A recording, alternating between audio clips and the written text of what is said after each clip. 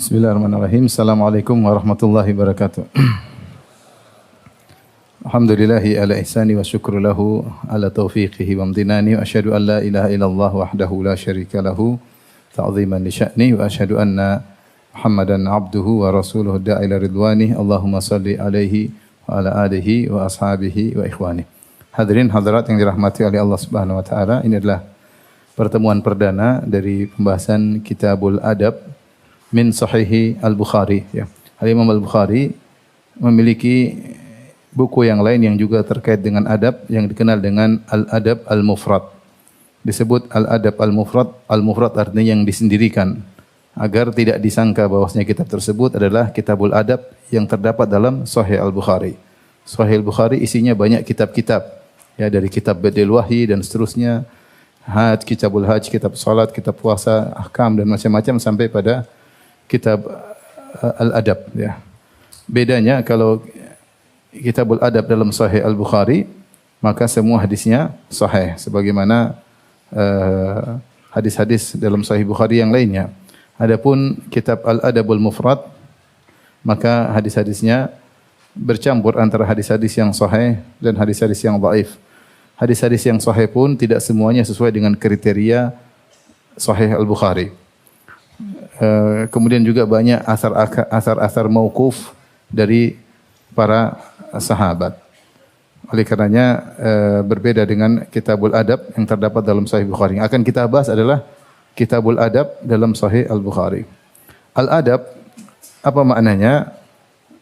Ibn Hajar menyebutkan beberapa definisi, di antaranya isti'malu ma yuhmadu qawlan wa fi'lan, yaitu menggunakan atau ya isti'mal, menggunakan apa yang terpuji baik berupa perkataan maupun perbuatan. Maksudnya apa? Bertutur kata yang terpuji dan berbuat yang terpuji. Seperti bahasa kita sopan santun, bertutur kata yang terpuji dan berbuat yang terpuji. Ada juga yang meringkas perkataan al-adab supaya orang tidak sulit-sulit untuk memahaminya. Al-adab, ada yang mengatakan al-akhdhu bimakarimil akhlak. Akhlak yang baik itulah adab. Sederhananya, akhlak yang baik itulah adab, ya. Baik berupa dalam tutur kata maupun dalam sikap. Semua akhlak yang baik adalah merupakan bagian dari adab. Dan adab adalah perkara yang diseru untuk kita melakukannya. Oleh karena sebagian ulama mengatakan al-adab diambil dari al-ma'dubah. Al-ma'dubah itu jamuan makanan, undangan makan, ya. Dan disebut adab diambil dari al-ma'dubah, sumya bidzalika li'annahu yud'a ilaihi, karena orang-orang diseru untuk beradab, untuk berakhlak mulia, bertutur kata yang baik, yang terpuji, dan bersikap yang terbaik dan terpuji. Nah, al-adab atau al-akhlak yang mulia itu, ya, terbagi menjadi dua. Ada yang dia adalah jibilli dan ada yang dia adalah muktasab. Jibilli yaitu dari sananya. Dari sananya seorang ketika terlahirkan dia membawa akhlak bawaan, adab bawaan. Entah dari sananya atau dia hidup di lingkungan yang seperti itu sehingga dia terikut, ya, dengan adab orang-orang sekitarnya, adab orang tuanya, adab bapak ibunya, adab lingkungannya, ya, sehingga menjadi lembut dari sananya. Contohnya orang-orang Jogja, ya, orang-orang Jogja lembut-lembut, ya, lembut-lembut, ya, dari sananya begitu, ya. Marah-marah pun suaranya tetap apa? Lembut, ya. Dari sananya mau diapain? Yang begitu orangnya apa? Lembut, tidak mudah tersinggung. Dari sananya itu jibilli, bawaan dari sana. Ada orang seperti itu, tidak mudah marah. Tidak mudah marah, ya. Sabar, nerimo, ya. Qanaah. Dia dari sananya seperti itu. Bisa jadi karena lingkungannya seperti, tapi dia sudah tertempa sehingga dia seperti itu. Ada yang namanya muktasab. Muktasab itu akhlak yang dia usahakan. Yang dia usahakan. Dia tadinya pemarah menjadi tidak pemarah. Dia tadinya pelit menjadi orang yang dermawan, ya. Ini namanya akhlak muktasab. Dan kedua model akhlak ini telah disinggung oleh Nabi SAW ketika Rasulullah SAW melihat Al-Ashaj Abdul Qais, bagaimana dalam hadis disebutkan ketika dia datang dengan rombongannya menemui Nabi SAW, maka orang-orang segera menuju Nabi SAW. Adapun dia tidak. Dia tidak langsung kepada Nabi SAW. Dia rapikan dulu ontanya, kemudian dia, kalau nggak salah dia ganti bajunya, kemudian dia jalan perlahan menuju Nabi. Nabi memperhatikan dia. Teman-temannya terburu-buru karena rindu ketemu Nabi, dia pelan-pelan. Sampai akhirnya Rasulullah berkata kepada dia, Inna fika khaslatain yuhibbahumullah. Al-hilm wal ana. Sungguhnya pada dirimu ada dua perangai yang Allah mencintainya, yaitu al-hilm, ya, bijak, dan al-ana, yaitu tidak tergesa-gesa. Ya. Al-hilm di antaranya itu tidak mudah emosi, tidak mudah membalas. Al-ana yaitu tidak tergesa-gesa. Karena Rasulullah SAW melihat sikapnya tersebut. Maka Al-Asaj bertanya, Ya Rasulullah, hal jabbani Allah alaihima am takhallaqtu bihima? Ya Rasulullah, dua perangai ini Allah berikan aku dari sananya, ataukah aku yang berusaha untuk memiliki dua perkara tersebut? Maka Rasulullah SAW berkata, Jabbalakallah alaihima. Allah membuat engkau memiliki perangai tersebut dari sananya. Maka dia pun muji Allah, alhamdulilladzi jabalani ala khaslatain allataini yuhibbahumullah. Oh kama qala. Maka dia berkata, segala puji bagi Allah yang telah menjadikan aku memiliki dua perangai yang Allah mencintai kedua perangai tersebut. Ini dalil bahwasanya akhlak ada yang diusahakan, ada yang dari sananya.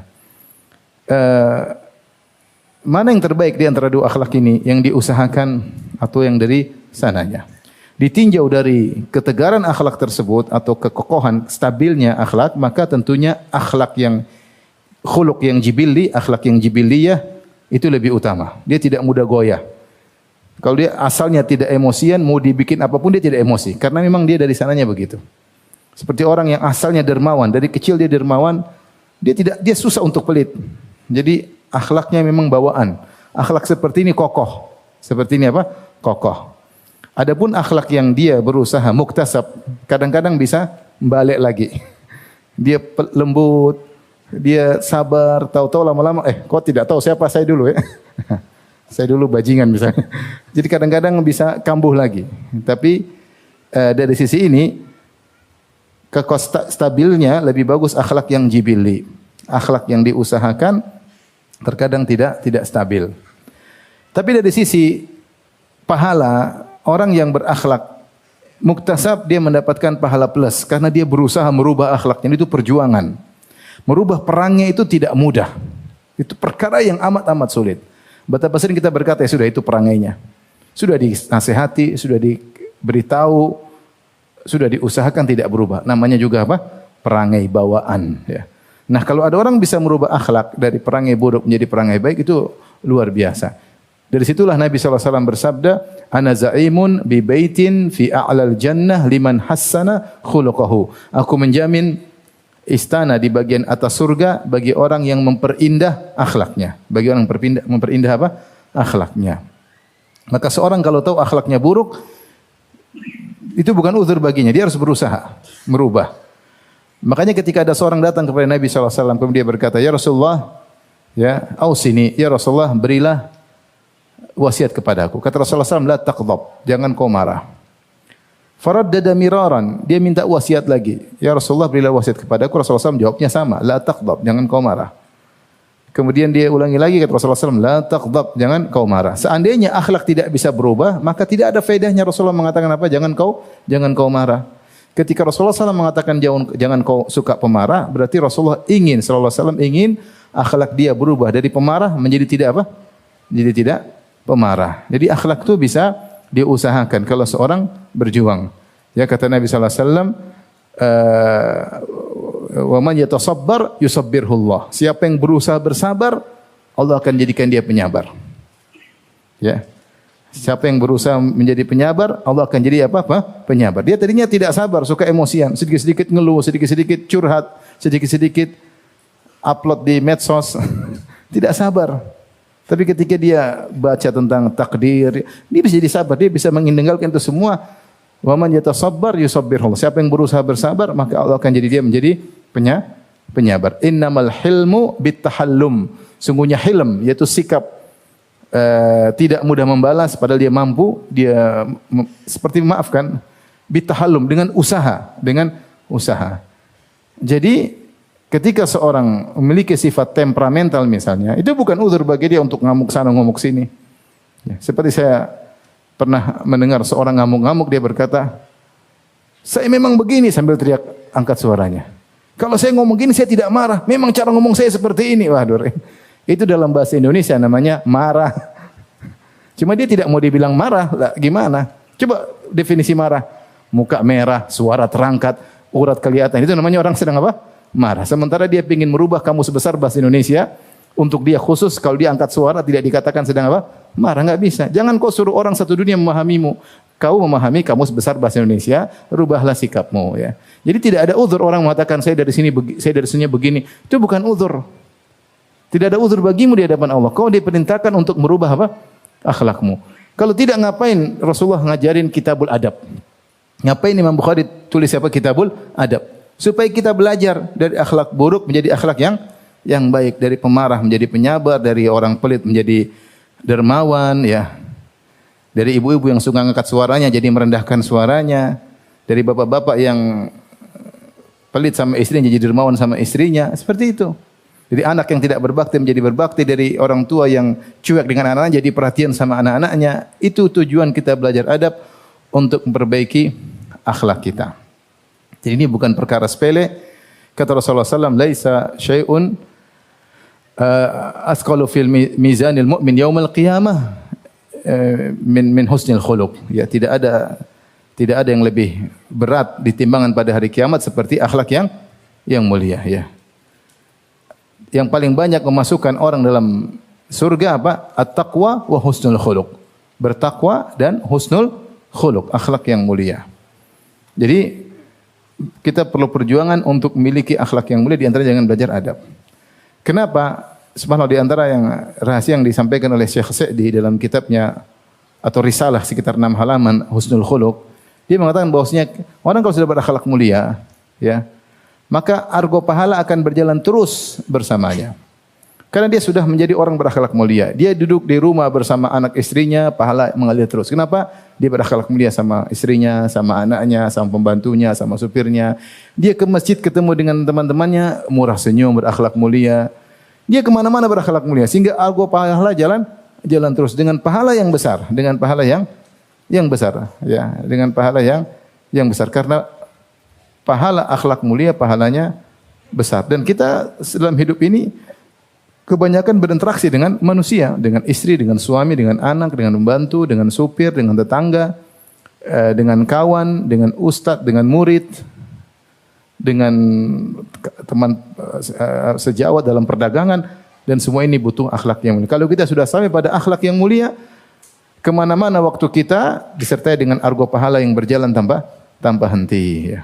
Maka seorang berdoa, di antara doa yang diajarkan oleh Nabi SAW, Allahumma hdini li ahsanil akhlaqi la yahdi li ahsaniha illa ant wasrif anni sayyi'aha la yasrifu anni sayyi'aha illa ant. Ya Allah, berilah petunjuk kepadaku menuju akhlak yang terbaik.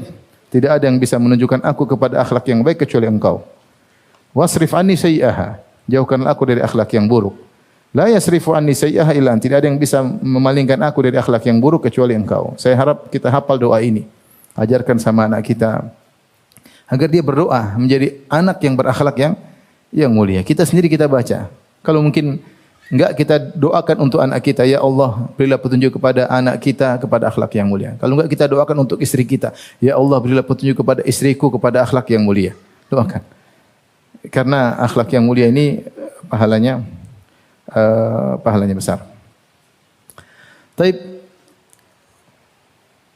Ada fenomena, sebelum kita masuk dalam pembahasan, fenomena sebagian manusia yang hanya memperhatikan hubungan mereka dengan Allah Subhanahu wa taala, tapi kurang memperhatikan sisi interaksi dengan sesama. Nah, ini berbahaya kalau ternyata dia hanya fokus berhubungan dengan interaksi dengan Allah, tapi dia salah dalam interaksi dengan manusia, maka dia bisa terjerumus dalam banyak akhlak yang buruk. Dan akhlak yang buruk itu ancaman nerakanya sangat banyak, ya. Terkait dengan tetangga, la imana lima la amanata lahu, tidak ada iman bagi orang yang tidak amanah, sombong terhadap orang lain, ya. La yadkhul jannata man kana fi qalbi mithqalu dzarratin min kibr, tidak masuk surga orang dalam hatinya ada kesombongan meskipun sekecil zarrah. Dan banyak, ya. Namimah, ghibah, itu semua interaksi. Semua interaksi. Kalau orang hanya fokus yang penting ke masjid, baca Quran, tapi dia interaksinya salah dengan sesamanya, bisa mengancam dia masuk dalam neraka jahanam. Sebagai contohnya seperti hadis yang masyhur, hadis Abu Hurairah, dzukira lin Nabi sallallahu alaihi wasallam anna fulanah. Disampaikan kepada Nabi sallallahu alaihi wasallam ada si fulanah, ya. Dia sering salat, ya. Salat sunnah, bukan salat maktubah saja, salat sunnah. Kemudian juga sering puasa sunnah. Sering juga wa tatasaddaq, sering bersedekah. Wa fi lisaniha syai'un tu'dhi jiranaha, tetapi dia suka mengganggu atau menyakiti hati tetangganya. Rasul ditanya tentang wanita seperti ini. Kata Rasulullah SAW, la khaira fiha hiya finnar. Tidak ada kebaikan baginya, dia di neraka. Ini wanita ini, dia sudah membaguskan hubungannya dengan Allah Subhanahu Wa Taala. Dia bukan cuma salat 5 waktu, dia juga salat sunnah. Dia bukan cuma puasa Ramadan, dia juga puasa sunnah. Dia cuma bukan membayar zakat, tapi dia juga bersedekah. Tapi ternyata interaksi dia, adab dia enggak benar. Dia menyakiti tetangganya. Ketika ditanyakan kepada Nabi SAW, kata Rasulullah SAW, la khaira fiha hiya finnar. Tidak ada kebaikan baginya di neraka. Wa dzikra li Nabi sallallahu alaihi wasallam anna fulanah tusallil maktubah. Kemudian disebutkan kepada Nabi tentang wanita yang lain, hanya salat 5 waktu. Kemudian hanya puasa Ramadan. Wa tatasaddaq bi athwarin min aqid, dan dia hanya bersedekah dengan beberapa penggalan susu yang dikeringkan, yaitu sedikit sedekahnya. Tetapi dia tidak mengganggu tetangganya. Kata Rasulullah SAW, hiya fil jannah, dia di surga. Di mana dia bisa seperti ada tawazun, ada keseimbangan antara bagaimana interaksi dengan Allah Subhanahu wa taala beribadah dan juga interaksi dengan sesama dengan interaksi yang baik. Maka ini semakin menekankan bagi kita untuk mempelajari adab. Karena salah beradab juga bisa fatal. Bisa fatal. Ini contoh pertama. Contoh kedua, seperti yang Rasulullah SAW katakan kepada para wanita. Kata Rasulullah SAW ketika salat Id, ya ma'syaran nisa tasaddaqna. Wahai para wanita, bersedekahlah. Fa inna kunna aktsara hatabi jahannam, karena kalian banyak penghuni neraka jahannam. Perhatikan Rasulullah SAW berkata, karena kalian banyak penghuni neraka jahannam. Ada yang bertanya, 5 ya Rasul. Kenapa ya Rasulullah? Lihat kesalahan apa yang mereka lakukan, terkait hubungan mereka dengan Allah ataukah terkait masalah akhlak. Ternyata masalah akhlak. Kata Rasulullah SAW, li'anna kunna takfurnal ashir. Karena kalian suka tidak bersyukur kepada suami, tidak berterima kasih kepada suami. Li'anna kunna takfurnal ashir. Wa tukthirna la'na, kalian suka mengumpat. Dia ngumpat siapa? Ngumpat Allah atau ngumpat orang sekelilingnya? Ngumpat orang sekelilingnya. Wa tukthirna syaka, kalian suka mengeluh. Ngeluhin siapa? Dia ngeluh suaminya, ngeluh ekonominya, dia mengeluh suaminya kepada suami orang lain. Mengeluh. Ya. Ini Rasulullah sebut dalam Sahih Bukhari dengan 3 sebab tersebut. Ya. Ini contoh bahwasanya wanita-wanita masuk neraka gara-gara salah beradab terhadap suami. Gara-gara salah beradab terhadap suami. Maka masalah adab ini bukan masalah sepele. Ya, kita belajar akidah, kita belajar ibadat, kita juga belajar adab, belajar adab. Agar tidak salah, agar kita bisa dapat pahala yang banyak dengan interaksi kita keseharian dengan orang tua kita, dengan istri kita, anak kita, suami kita, dengan tetangga kita, ya, dan juga kita terhindar dari musibah malapetaka yang timbul gara-gara salah beradab dalam berinteraksi dengan sesama manusia. Baik, kita masuk pada bab yang pertama, Kitabul Adab. Bismillahirrahmanirrahim. Kitabul Adab, bab Al-Bir was-silah. Bab tentang al-bir was-silah. Al-bir maksudnya birrul walidain. As-silah maksudnya silatul arham. Silaturahmi. Sesungguhnya al-bir adalah irisan dari as-silah, karena berbakti kepada orang tua termasuk silaturahmi, dan dia adalah a'la darajatis silah, yaitu silaturahmi tertinggi adalah birrul walidain. Hanya saja dikhususkan penyebutannya karena banyak dalil-dalil yang spesifik tentang al-bir, tentang birrul walidain. Dia sebenarnya termasuk silaturahmi, cuma silaturahmi yang lebih spesifik. Maka dipisahkan al-bir was-silah. Dan kalau berbuat baik kepada orang tua namanya birrul walidain, kalau durhaka kepada mereka namanya uququl walidain. Pahala besar dan dosa besar. Seimbang. Berbakti sama orang tua pahalanya besar, durhaka juga dosa paling besar, termasuk pahala paling besar. Berbakti sama orang tua termasuk dosa paling besar adalah durhaka kepada orang tua. As-silah di bawahnya. Silatul arham, silaturahmi pahalanya besar, tapi bukan pahala paling besar. Dan kalau seorang tidak menyambung silaturahmi namanya qati'ur rahim, al-qati', pemutus silaturahmi. Ya, pemutus silaturahmi dia juga dosa tapi bukan dosa paling besar, bukan dosa-dosa yang paling besar ya. Dari sini dibedakan kebiasaan para ulama bedakan antara albir wasilah. Albir wasilah. Kemudian Al-Imam Al-Bukhari berkata wa qaulillahi subhanahu wa ta'ala. Masalah pembacaan babul birri wasilah ada dua metode para ulama ketika membaca. Ada yang membaca babul birri yaitu bab mudhaf ilaih, bab mudhaf al-birri mudhaf ilaih, babul birri wasilati ya wa qaulillahi ta'ala, semuanya ataf-ataf. Ada yang membaca dengan babun, babun, kemudian al-birru wasilatu dimarfu'kan. Ini yang tahu bahasa Arab, yang tidak tahu dengar aja, enggak usah protes ya. Babun al-birru wasilatu wa qaulullahi ta'ala. Wa wassaynal insana biwalidayhi husna. Dalam surat Al-Ankabut Allah berfirman, dan kami wasiatkan kepada manusia untuk berbuat baik kepada kedua orang tuanya. Dan ayat-ayat seperti ini banyak ya. Perintah untuk berbakti kepada kedua orang tua di anjuran surat Al-Ankabut ayat 8 ya. Demikian juga misalnya dalam surat Luqman ya. Kemudian juga dalam surat Luqman wasainal insani biwalidayhi hamalatu ummuhu wahnan ala wahnin. Ayat seperti ini banyak yang Allah menyuruh atau berwasiat untuk berbuat baik kepada kedua orang tua, dan wasiat adalah perintah yang lebih spesifik, perintah yang penuh perhatian. Sebagaimana kalau kita mengatakan saya berwasiat kepadamu, atau beda dengan saya perintahkan engkau. Wasiat lebih apa? Lebih perintah yang dipenuhi dengan perhatian. Maka Allah mewasiat kepada manusia untuk berbakti kepada kedua orang tuanya. Baik, kita bacakan hadis yang pertama.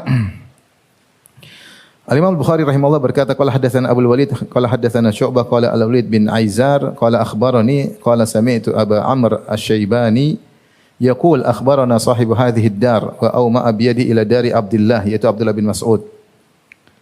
Qala sa'altu an-nabiy sallallahu alaihi wasallam. Ya. Kata Abu Amr Asy-Syaibani telah mengabarkan kepadaku pemilik rumah ini. Kemudian dia tunjuk kepada rumahnya Abdullah bin Mas'ud.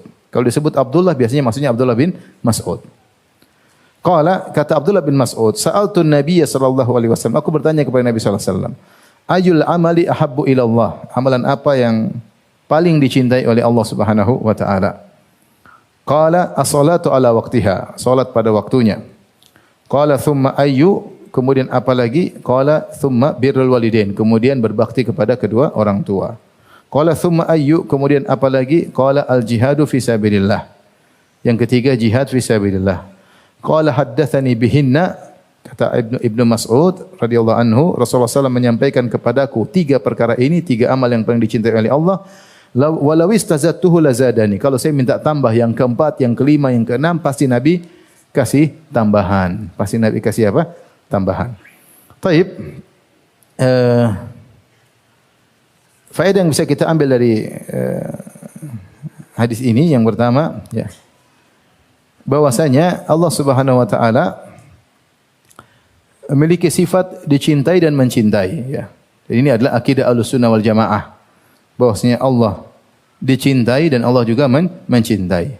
Jahmiyah mengatakan Allah tidak mencintai dan Allah tidak dicintai dengan logika mereka, dan ini sudah saya bahas panjang lebar dalam syarah Al-Aqidah Wasithiyah.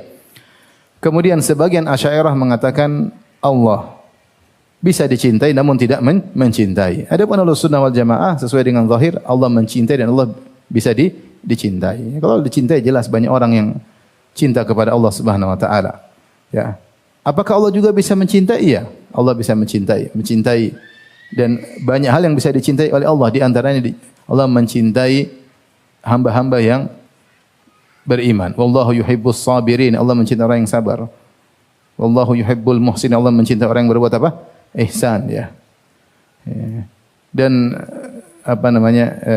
Dan yang lain-lain. Jadi Allahu yuhibbul muttaqin. Allah mencintai yuhibbul muttaqin. Allah mencintai orang yang bertakwa. Jadi Allah mencintai seperti Allah mencintai Ali bin Abi Thalib.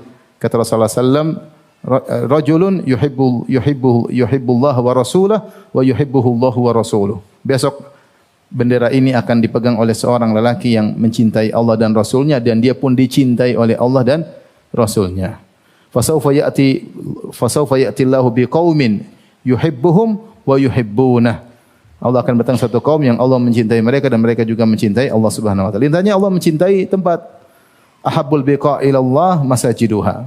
Tempat yang paling dicintai Allah masjid. Contoh maksudnya Allah mencintai apa? Tempat. Allah mencintai kota Mekah. Kata Nabi SAW ketika harus berhijrah, dia berkata, innaki la khairu ardillah wa ahabbu ardillah ilallah. Wahai Mekah, engkau adalah kota atau negeri yang terbaik dan negeri yang paling dicintai oleh Allah Subhanahu wa taala. Walaula anna qaumaki akhrajuni ma kharajtu minki. Kalau aku tidak diusir oleh kaum, aku tidak akan keluar. Di antaranya Allah mencintai amalan. Inna Allah dicintai, Allah mencintai amalan ya. Seperti ini ya. Ayul amali ahabbu ila Allah. Amal apa yang paling dicintai oleh Allah, maka Rasulullah sebutkan urutannya. Yang paling dicintai as-salatu ala waqtiha. Sebagian banyak ulama menafsirkan as-salatu fi awali waqtiha, salat di awal waktu. Ala waqtiha maksudnya salat di awal waktu, dan kebiasaan Nabi SAW selalu salat di awal waktu. Begitu dikumandangkan azan, tidak lama qamat Rasulullah SAW salat di awal waktu, baik salat zuhur, salat asar, salat maghrib, salat isya, salat subuh ya. Kecuali dalam kondisi tertentu seperti salat zuhur, jika di zaman dahulu jika sangat panas, maka Rasulullah SAW menyuruh untuk menunda salat zuhur agar hilang waktu panas menjelang asar baru kemudian salat zuhur, karena kekhusyuan lebih utama. Ya, kekhusyuan utama sehingga Rasulullah SAW menyuruh untuk menunda salat zuhur. Kemudian di antaranya yang ditunda juga salat isya. Ini dua salat yang dianjurkan untuk ditunda, zuhur ketika musim panas atau salat isya secara umum, namun ternyata prakteknya Rasulullah SAW tidak menunda. Karena Rasulullah SAW takut menyulitkan umatnya. Tapi secara umum Rasulullah SAW salat di awal waktu. Seperti salat subuh, Rasulullah SAW habis salat subuh, jika selesai maka waktu itu waktu ghalas ya, sudah selesai, ya'rifur rajulu jalisahu, maka ketika assalamualaikum seorang hanya baru bisa mengenal yang di sampingnya, yang sebelahnya belum, artinya belum terang benderang, masih remang-remang. Ya, berarti Rasulullah SAW salatnya panjang, kemudian salat di awal waktu. Ya, seperti juga salat asar, Rasulullah SAW sudah selesai salat, wasyamsu naqiyah, matahari masih terang benderang, artinya salat di awal waktu. Ini ibadah yang sangat dicintai oleh Allah. Maka seorang berusaha bersegera salat di awal waktu, jangan ditunda-tunda kecuali ada halangan tertentu. Yang kedua, birrul walidain, berbakti kepada kedua orang tua. Perhatikan di sini, birrul walidain dalam ayat Allah banyak menggandengkan kedua-duanya ya. Seperti wassaynal insana biwalidayhi husna. Kami wasiatkan kepada manusia untuk berbakti kepada kedua orang tuanya ya. Wa qadara rabbuka alla ta'budu illa iyyahu wa bil walidaini. Dan Allah memerintahkan wa bil walidaini ihsana, untuk berbakti kepada kedua orang tuanya ya, dengan sebakti-baktinya. Jadi selalu bergandeng walidain, birrul walidain. Dari sini khilaf di kalangan para ulama. Apakah berbakti kepada ayah dan ibu sama derajatnya, ataukah ibu lebih diutamakan, ataukah ayah lebih diutamakan? Khilaf di kalangan para ulama. Dan Ibnu Hajar menyebutkan khilaf tersebut dalam Fathul Bari. Secara umum jumhur ulama berpendapat bahwasanya ibu lebih utama untuk dibakti. Berdasarkan hadis nanti yang akan kita sampaikan. Hadis kedua ketika ditanya, man ahaqqun nasi bisuhbi husni sahabati, siapa yang paling utama untuk aku berbuat baik kepadanya? Qala ummuka, kata Rasulullah, ibumu. Summa man, kemudian siapa? Qala ummuka, ibumu. Summa man, kemudian siapa? Ummuka. Kemudian siapa? Qala summa abuk, baru ayahmu. Rasulullah menyebutkan ibu tiga kali, baru kemudian ayah apa? Sekali. Maka jumhur ulama berpendapat bahwasanya ibu lebih utama untuk dibakti daripada ayah. Mereka menyebutkan hikmah di balik itu karena ada 3 hal yang dilakukan ibu tidak dilakukan oleh ayah. Yang pertama ibu yang mengandung, yang kedua ibu yang melahirkan, yang ketiga ibu yang menyusui. Ibu yang menyusui, dan Allah sebutkan dalam ayat seperti hamalathu ummuhu wahnan ala wahnin wa fisaluhu, ibunya yang mengandungnya dalam kondisi lemah yang bertambah-tambah, wa fisaluhu, dan menyapihnya fi amain, setelah 2 tahun, menyusuinya 2 tahun. Jadi 3 hal tidak dilakukan ayah: ibu yang mengandung, ibu yang melahirkan bertarung dengan kematian ketika melahirkan, dan ibu yang menyusui. Oleh karenanya ibu lebih utama untuk dibakti 3 kali lipat daripada ayah. Ini pendapat mayoritas ulama. Namun diriwayatkan dari Imam Malik bahwasanya Imam Malik berpendapat berbakti sama ayah dan ibu sederajat, sama. Dan mereka juga punya dalil, ya, bahwasanya Allah menggandengkan birrul walidain. Rasulullah mengatakan birrul walidain, berbakti kepada kedua orang tua. Rasulullah selalu menggandengkan. Ya. Makanya ketika Imam Malik ditanya, Imam Malik, "Talabani abi famana'atni ummi." Ayahku memintaku dan ibuku melarangku. Apa yang harus aku lakukan? Imam Malik tanya, wahai Imam Malik, ayahku memerintahkanku, ibuku melarangku. Apa yang harus aku lakukan? Kata Imam Malik, "Ati abak wala ta'si ummak." Taat sama ayahmu dan jangan kau membanggang ibumu. Gimana itu? Ayahku memerintahkan aku, tapi ibuku melarangku. Apa jawaban Imam Malik? "Ati abak," taat sama bapakmu, tapi jangan membanggang sama ibumu. Ya. Gimana caranya? Jadi isyarat dari Imam Malik seakan-akan dua-duanya derajatnya apa? Sama. Maka seorang anak harus cerdas ketika menghadapi 2 hal yang kontradiktif. Bagaimana mencari jalan tengah agar tidak berpihak kepada salah satunya, ya. Salah satunya. Seperti ditanya, bapakku menyuruh aku untuk bersafar ke tempat dia, sementara ibuku melarang untuk meninggalkan dia di kota yang lain. Apa yang harus aku lakukan? Caranya, bawa ibumu ke sana. Dia menjamak antara 2 apa? Perintah. Kalau dia bisa lakukan, atau dia bersiasat gimana tidak berpihak kepada salah satunya. Mereka berkata, adapun Rasulullah mengatakan ibumu, itu maksudnya perhatian kepada ibu karena hak ibu sering dilupakan. Karena hak ibu sering dilupakan. Makanya dalam hadis ketika Rasulullah menjelaskan tentang durhaka, kata Nabi SAW, "Innallaha harrama alaikum uquqal ummahat." Allah mengharamkan bagi kalian durhaka kepada para ibu. Dan Rasulullah tidak menyebutkan tentang durhaka kepada bapak. Kenapa? Potensi durhaka kepada ibu lebih besar daripada durhaka kepada bapak. Hal ini kenapa? Karena kebaikan ibu tidak terlihat. Kebaikan bapak berjalan sepanjang kita dalam kehidupan ini. Bapak cari nafkah, bapak yang kerja, bapak yang memberi kepada ibu. Ibu kebaikannya kita nggak lihat karena kita lupa. Dalam perut kita nggak ingat. Ketika dilahirkan kita tidak hadir. Kita yang mau keluar. Bagaimana mau hadiri? Kita yang mau keluar. Kemudian ketika menyusui masih kecil kita lupa. Ada yang disusui 6 bulan, ada yang 2 tahun, masih kecil nggak ingat. Sehingga semua kebaikan tersebut terlupakan. Kemudian ibu orang lemah, mudah untuk diomelin, mudah untuk dibentak. Ayah enggak. Ayah dibentak, digampar sama ayah. Ayah bentak, nggak dikasih duit jajan, selesai. Sehingga potensi untuk durhaka kepada ibu lebih besar. Makanya datang syariat menekankan untuk berbakti kepada ibu. Apalagi ada fenomena penghinaan terhadap wanita di zaman Rasulullah SAW. Artinya ini takwil dari sebagian ulama yang mengatakan disebutkan ibu 3 kali bukan berarti derajatnya 3 kali lipat daripada apa? Ayah. Tetapi sama, hanya saja butuh perhatian berbakti kepada ibu. Intinya ada khilaf. Kalau saya lebih condong pada pendapat sama. Karena saya seorang ayah, ya. Sama. Yang sampai kita pikiran baik sama ibu, ayah enggak. Namun ada poin yang penting. Ini disampaikan oleh Syekh Sa'ad Al-Khaslan, hafizahullah taala. Saya baru dengar dari beliau, ya. Jadi jika seorang anak punya ayah dan ibu, kemudian ayah dan ibu tersebut masih tidak cerai, artinya masih ibunya masih istri ayahnya, ya, masih berumah tangga, maka taat kepada ayah lebih utama daripada ke ibu. Perhatikan, taat kepada ayah lebih utama daripada ibu. Kenapa demikian? Karena memang ibunya memang asalnya harus taat kepada siapa? Bapaknya, paham? Wanita harus taat kepada suami atau tidak? Kalau ada permasalahan, siapa yang ditaati? Suami taat sama istri atau istri sama taat suami? Kok ragu-ragu jawabnya?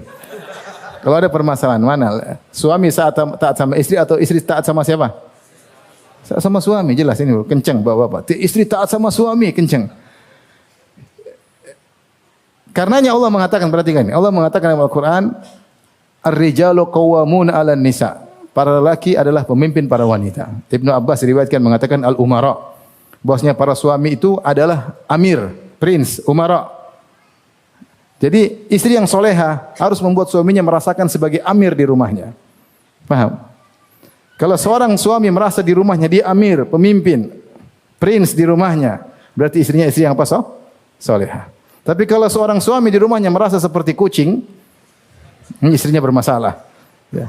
Karena Allah menyebutkan bahwasanya lelaki qawwamuna 'alan nisa. Pemimpin, dan ditafsirkan al-umara yaitu pemimpin di rumah. Dia merasa dirinya pemimpin. Ketika perasaan tersebut hilang maka ada masalah ini. Entah dia yang memang lemah atau istrinya yang bermasalah. Ya. Maka istri yang soleha berusaha menjadikan suaminya merasa sebagai pemimpin. Kapan? Ketika diperintahkan taat, ketika ditegur berhenti, diberi masukan mendengar, tidak mengangkat suara depan suaminya, baru dirinya merasa sebagai apa? Raja. Tapi kalau suaminya yang kucing, ini repot. Istri yang jadi ratu, suaminya pembantu, ya repot. Ini ada masalah berarti dalam rumah tangga mereka. Nah, kalau istri harus taat kepada suami, kadang mereka berdua punya anak. Istrinya bilang, "Nak, pergi ke utara." Suaminya bilang ke selatan. Anaknya nurut yang mana? Ikut bapak atau ikut mama? Ikut bapak, karena ibu sendiri harus taat kepada siapa? Bapak. Paham atau tidak? Ini poin saya belum pernah baca dalam buku-buku fuqaha, tapi secara logika masuk. Ini disebut oleh Syekh Sa'ad Al-Khazlan, hafizahullahu ta'ala. Tapi intinya kita berusaha berbakti kepada kedua orang tua, ya, semaksimal mungkin, ya. Yang jadi masalah kalau memang mereka sudah berpisah, kemudian ada pertengkaran, ini memang agak repot. Bagaimana kita mengambil apa jalan tengah di antara keduanya. Taib. Dan sebagian mengatakan ayah lebih utama. Ya. Kenapa? Karena Rasulullah berkata, "Anta wa maluka li abik." Engkau dan hartamu milik siapa? Bapakmu. Engkau nasabnya kepada siapa? Ibu atau kepada mama? Kepada bapak, ya. Terus kamu lebih baik sama mama? Sudahlah, sama orang tua baik-baik aja. Baik. Yang kemudian Rasulullah ditanya lagi, "Summa ayu?" Kemudian apa? Al-jihad fisabilillah. Berjihad di jalan Allah Subhanahu wa taala. Di sini Rasulullah SAW mendahulukan berbakti kepada kedua orang tua daripada berjihad fi sabilillah. Ya. Para ulama mengatakan maksudnya adalah jihad yang fardu kifai, yaitu fardu kifayah. Ya, fardu kifayah. Kalau fardu ain maka tidak harus minta izin kepada kedua orang tua. Tapi fardu kifai, idza qama bihil ba'd saqata 'anil baqin, kalau sebagian sudah melakukan gugur bagi yang lainnya maka dia harus minta izin kepada kedua orang tuanya. Ini dalil bahwasanya berbakti kepada kedua orang tua pahalanya sangat besar karena lebih afdal daripada berjihad fi sabilillah. Insyaallah akan datang hadis yang lebih jelas tentang ini. Baik, kita lanjutkan hadis berikutnya.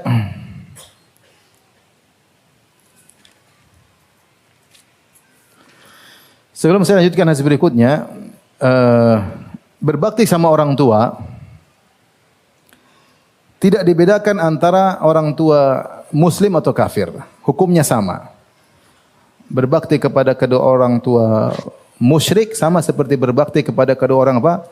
Muslim. Dalam surah Luqman kata Allah Subhanahu wa taala, "Wa in jahadaka 'ala an tusyrika bi ma laysa laka bihi fala tuti'huma wa sahibhum fid dunya ma'rufa." Jika keduanya memaksamu untuk berbuat syirik, jangan taat kepada keduanya. Wa sahibhum fid dunya ma'rufa, tetapi berbuat baiklah kepada mereka berdua dengan cara yang ma'ruf. Sehingga perlu mengatakan berbakti kepada kedua orang tua musyrik sama seperti berbakti kepada kedua orang tua yang muslim. Artinya jika sebagian kita masih punya orang tua belum masuk Islam, dia berbakti kepada orang tua tersebut pahalanya sama seperti berbakti kepada orang tua apa? Muslim. Ya, pahalanya sama. Lain halnya ketika derajatnya selain orang tua, seperti kerabat, kakak, adik, paman, musyrik dengan yang muslim, beda. Kalau menyambung silaturahmi kepada paman, kepada kakak, kepada itu hukumnya wajib. Tapi menyambung silaturahmi kepada kerabat yang musyrik selain kedua orang tua, maka tidak wajib. Hukumnya hanya dianjurkan sunnah.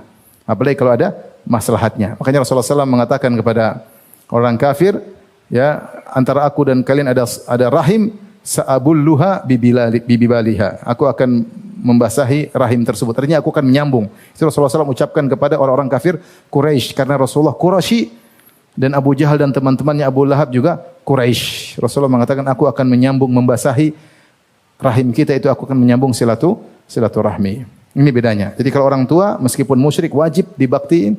Adapun selain orang tua, kakak, adik, paman, om, tante, maka tidak wajib. Hukumnya apa?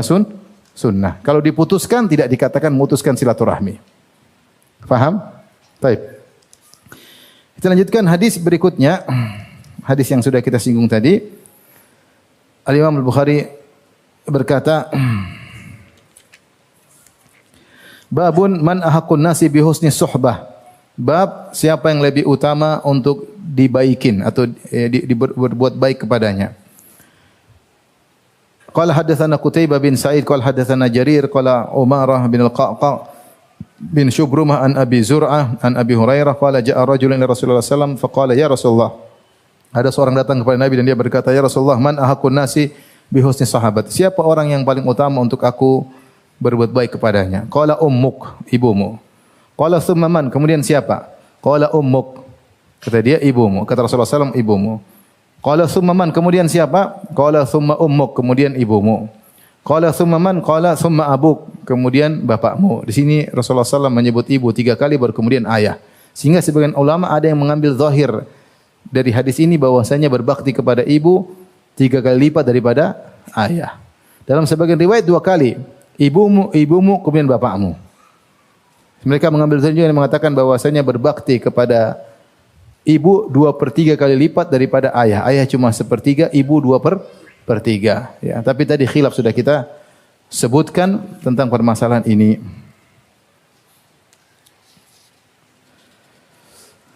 Baik, kita lanjutkan.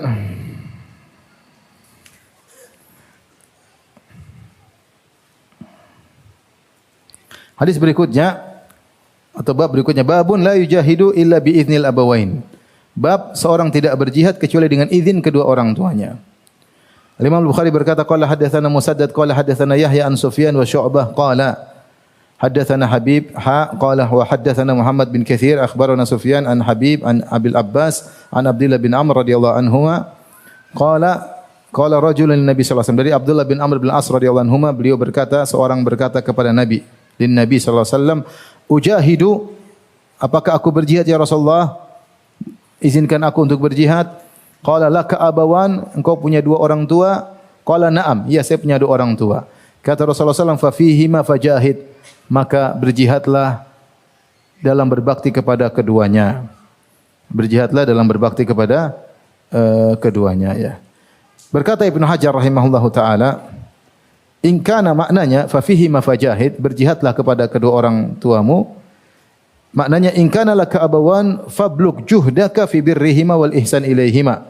Jika kau masih memiliki 2 orang tua, bersungguh-sungguhlah dalam berbakti kepada keduanya dan berbuat baik kepada keduanya. Fa inna dzalika yaqumu laka maqama qitalil adu. Karena hal itu sama seperti kau sedang berperang di medan pertempuran. Jadi seorang yang bersungguh-sungguh dalam berbakti kepada orang tuanya sama dia seperti berjihad dalam medan pertempuran. Bahkan lebih baik. Karena dalam hadis sebelumnya ketika Rasulullah SAW ditanya amal apa yang paling dicintai, Rasulullah SAW mendahulukan berbakti kepada kedua orang tua daripada berjihad. Jadi kita hadirkan perasaan ini kapan kita berbakti sama orang tua panggil kita datang, kemudian kita pijit kaki orang tua atau kita belikan hadiah buat orang tua. Semuanya ini bernilai jihad. Seakan-akan kita sedang bersedekah dalam jihad fisabilillah. Ya. Seakan-akan kita sedang bersedekah di jihad fisabilillah. Orang kalau suruh sedekah untuk jihad mungkin bersemangat, tapi kalau orang tua terkadang mikir panjang. Sama, bahkan lebih afdal. Kata Ibnu Hajar tadi, kalau kau bersungguh-sungguh berbakti kepada orang tua seperti kau sedang bertempur di medan pertempuran melawan musuh. Yang kedua, ketika Rasulullah SAW menambahkan jihad, ini isyarat bahwasanya berbakti kepada orang tua butuh perjuangan. Ada pengorbanan. Jihad butuh pengorbanan enggak? Butuh. Terkadang korban raga, terkadang korban harta. Berbakti sama orang tua, korban tenaga, korban harta, terkadang korban perasaan. Iya atau tidak? Perasaan. Oleh karenanya, memang sulit. Ustaz, ibu saya begini, sudah tua, ngomel terus. Sudah, itu berjihad. Sabar. Kalau ibumu sudah meninggal, selesai. Ibu masih hidup, ini sedang berjihad. Sabar dalam menghadapi orang tua. Ibu saya dinasihati, ini suka menyinggung saya, suka menyakiti hati saya, sabar. Ini jihad. Bahkan lebih afdal daripada jihad di medan pertempuran. Jadi kata Nabi, fafihi ma fajahid, maka berjihadlah dalam berbakti kepada keduanya. Isyarat bahwasanya berbakti pada orang tua butuh pengorbanan. Makanya ikhwan jangan sekali-sekali pelit sama orang tua. Antum yang orang tua masih hidup jangan pelit. Jangan pelit ya. Saya sering bilang, kalau orang tua dulu kita pelit sama kita, mungkin kita enggak jadi orang. Mungkin orang tua kalau anak pelit, aduh ini bikin susah, belikan sudah kasih teh aja lah. Nanti kasih teh jadi anak blow on, bagaimana? Iya. Kalau orang tua dulu kita sekolah, dia sampai jual sawah, jual ini untuk, dia enggak pernah perhitungan sama kita. Terus kita udah gede, orang tua kita perhitungan ya. Berobat cari yang paling murah, kita enggak bawa ke rumah sakit yang paling baik. Kecuali kita enggak punya uang. Kalau punya uang, kasih dokter yang terbaik yang kita mampu. Karena kita mengeluarkan uang pada tempatnya. Ya. Pahalanya besar. Sama orang tua masih apa? Perhitungan. Ya. Taib, satu bab lagi. InsyaAllah kita lanjutkan pertemuan yang lain. Pertemuan berikutnya. Babun la yasubur rajulu walidayhi. Bab seorang tidak mencela kedua orang tuanya. Seorang tidak mencela kedua orang tuanya. Ya. Tentunya mencela kedua orang tua dosa besar ya. Dosa besar sebagaimana nanti akan kita bahas tentang masalah durhaka kepada kedua orang tua. Allah mengatakan fala taqul lahuma uffin wala tanharhuma. Jangan mengatakan dan jangan membentak keduanya. Mengangkat suara aja enggak boleh, apalagi mencacinya, mencacinya. Al-Imam Al-Bukhari mengatakan qala hadatsana Ahmad bin Yunus qala hadatsana Ibrahim bin Sa'ad an abihi an Humaid bin Abdurrahman Abdullah bin Amr bin As radhiyallahu anhuma qala Rasulullah sallallahu inna min akbaril kaba'ir an yal'ana rajulu walidayhi. Di antara dosa yang paling besar dari dosa-dosa besar adalah seorang melaknat kedua orang tuanya. Qila ya Rasulullah wa kaifa yal'anu rajulu walidayhi? Bagaimana seorang melaknat kedua orang tuanya? Qala yasubur rajulu abar rajul fayasubu abahu. Seorang melaknat bapak temannya, kemudian temannya tersebut melaknat bapaknya balik. Wa yasubbu ummahu fayasubbu ummahu. Dia melaknat ibu temannya, temannya balik membalas melaknat atau mencela ibunya dia ya. Ini hadis menjelaskan bahwasanya di antara hal yang aneh adalah bagaimana seorang bisa melaknat orang tuanya sendiri atau mencela orang tuanya sendiri. Maka yang ditanyakan oleh sahabat, kaifa yal'anu rajulu walidayhi? Bagaimana seorang bisa melaknat kedua orang tuanya? Bagaimana seorang bisa mencela kedua orang tuanya? Karena hal ini aneh meskipun mereka di zaman jahiliyah, mereka tidak mengenal perbuatan ini. Artinya mencela kedua orang tua, memaki, melaknat kedua orang tua, mereka justru sebaliknya, mereka punya fanatik yang luar biasa, membela orang tua terkadang membabi buta, membela kabilah. Jadi tidak terbetik bagaimana seorang kemudian mencaci maki kedua orang tuanya, melaknat kedua orang tuanya. Maka Rasulullah SAW menjelaskan. Kalau sekarang mungkin kita tidak heran karena terjadi. Ya, ini di zaman jahiliyah aja jarang terjadi. Kalau di zaman sekarang terjadi. Seorang maki-maki orang tuanya, seorang mukul orang tuanya. Saya saya ini kasus yang saya hadapi sendiri ya. Bagaimana ada seorang anak mukul orang tuanya, bagaimana seorang tuanya yang dorong-dorong orang tuanya, mencaci orang tuanya. Ya, entah apa yang terjadi, tapi terjadi. Terjadi, bukan saya bicara ngarang, ini terjadi kasus orang itu tanya sama saya. Bahkan saya pernah didatangi ibu sama anaknya memukul ibunya. Ya. Jadi sampai anak melaporkan orang tuanya, kemudian macam-macam lah zaman sekarang. Tapi zaman dulu ini hampir tidak ada. Makanya para sahabat heran, kok bisa seorang melaknat kedua orang tuanya? Ini zaman jahiliyah loh. Ya, ini kan mereka berlepas dari zaman jahiliyah. Maka kalau zaman jahiliyah tersebar pelaknatan, tentu para sahabat tidak bertanya. Ketika para sahabat bertanya, kok bisa? Itu menunjukkan jarang mereka lihat. Maka Rasulullah menjelaskan, dia tidak melaknat langsung, tapi dia melaknat orang tua temannya, temannya balas melaknat bapaknya. Dia mencaci orang tua temannya, temannya balas mencaci orang tuanya. Ya. Sehingga ketika dia melakukan perbuatan yang balik mengenai orang tuanya, maka dia dianggap telah melakukan dosa besar. Seakan-akan dia mencaci langsung kedua orang tuanya. Seakan-akan padahal dia sayang orang tuanya. Padahal dia tidak suka orang tuanya dilaknat. Tapi ketika dia menyebabkan orang tuanya dilaknat gara-gara dia, dosanya kembali kepada dia. Ini bahaya. Orang yang melakukan sebab, jika ternyata ujungnya buruk, karena dia sebab, maka dia juga terkena dosa hasilnya. Terkena dosa hasilnya. Ya. Maka seorang waspada. Ya.